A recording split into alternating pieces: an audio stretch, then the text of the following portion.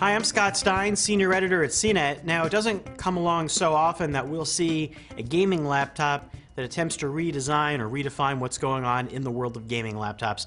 But Razer has attempted to do just that with a laptop that you probably heard about, the Razer Blade. And we talked about this for about a year. Now it is coming out at a price that's not cheap at all. It is $2,800.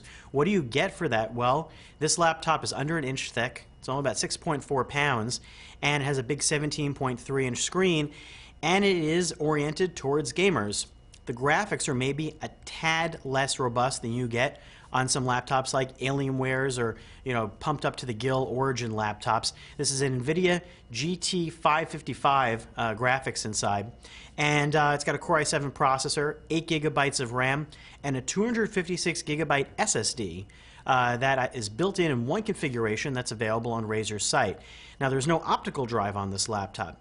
There's a solid-state, no optical drive machine, and the idea is that you're going to be connecting in the cloud with your Steam and your Origin and downloading that way, which a lot of gamers already do.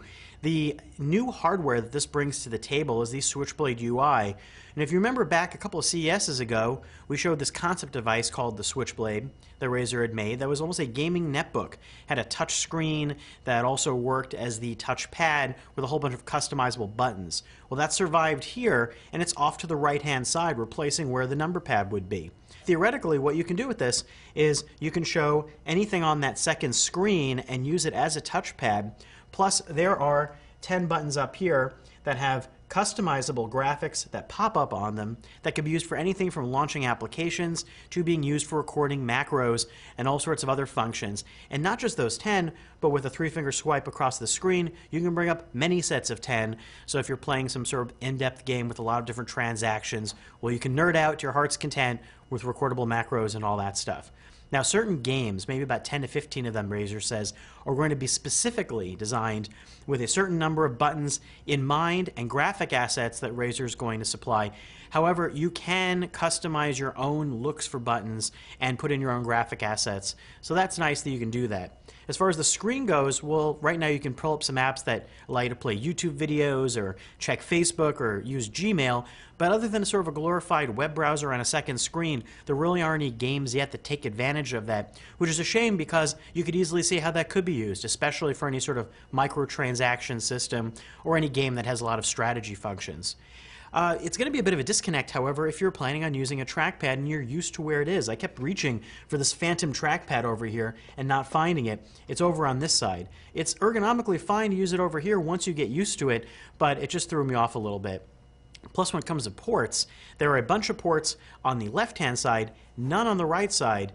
So if you want to plug in a mouse or something like that, you got to funnel it over here onto the left side to deal with that.